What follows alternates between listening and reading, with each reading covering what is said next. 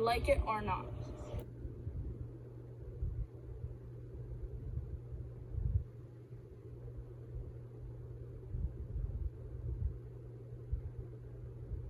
We use language to communicate in a lot of different ways.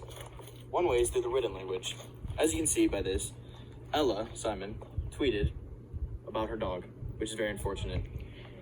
But she uses this to make her private experiences, which is, her dog unfortunately passing away, public to all of us to know. And then you can see by the comments and people commenting and feeling bad for her that now they are public. And that is how the written language makes private experiences public.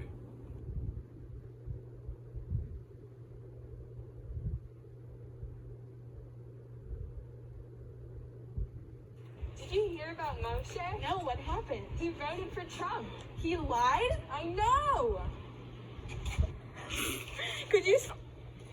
In this scenario, we have Melanie and Caroline verbally communicating about Moshe's private experience, which they are making public. Melanie, I'm so sad. Why? My dog just died. I am so sorry. The extent to which our private experiences are made public is limited by each person's ability to communicate their experiences. In this example, Ella was unable to fully express her feelings after losing her dog, and Melanie couldn't fully empathize with her. To answer the question, to what extent does language allow us to make our private experiences public, I would say that it allows us to elaborate on our experiences to a great extent. This means that without language, there would be no communication between people, meaning that people would not be able to share their own experiences in general. Therefore, language is an essential part of not only making our private experiences public, but with communication between humans as a whole.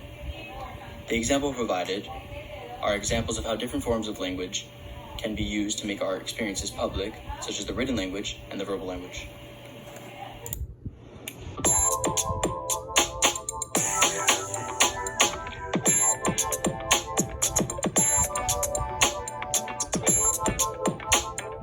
There's a huge controversy around this question.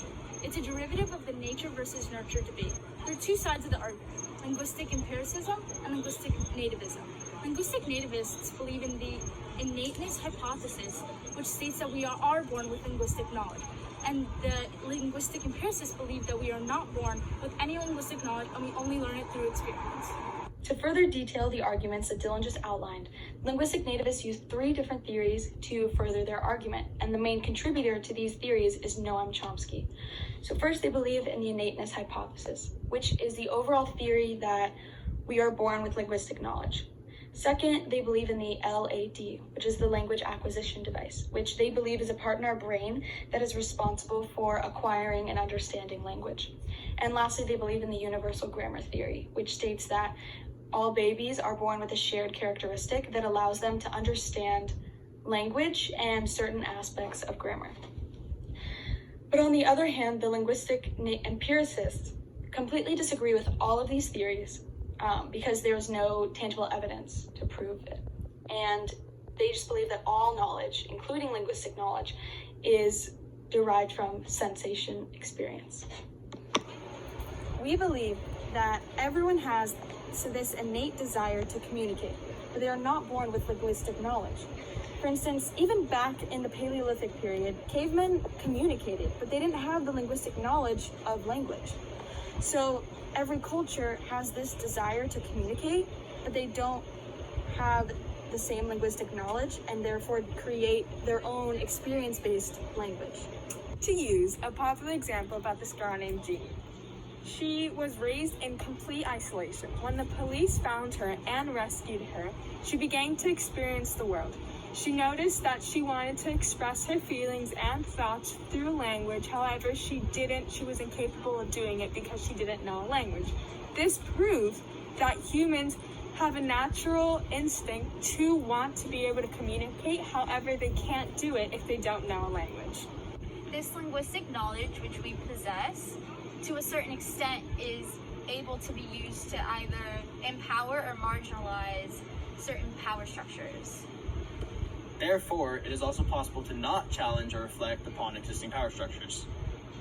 I'd say to a certain extent, because not everyone possesses these innate qualities and they don't they're not the same throughout the entire spectrum of everything.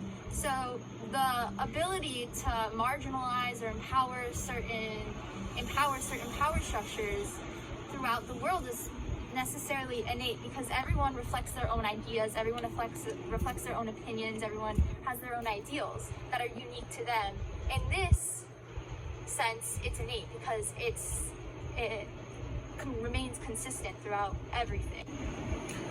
Although everyone has an innate capability of having an opinion, which means that everyone is able to have an opinion, this, on the other hand, this, relates to people not having an opinion, or, the non-innate capabilities of people, because they all have different opinions. Now, this relates to the power structures because, some people are non-innate, everyone's not innate, which means that everyone is able to have different opinions on the power structures.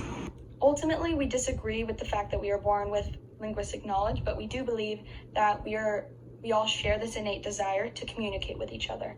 So as I stated before, you can look back at Paleolithic times and one of the first species of man, and you can see that although they didn't use language because they hadn't developed it yet, they used paintings and drawings and body language in order to communicate.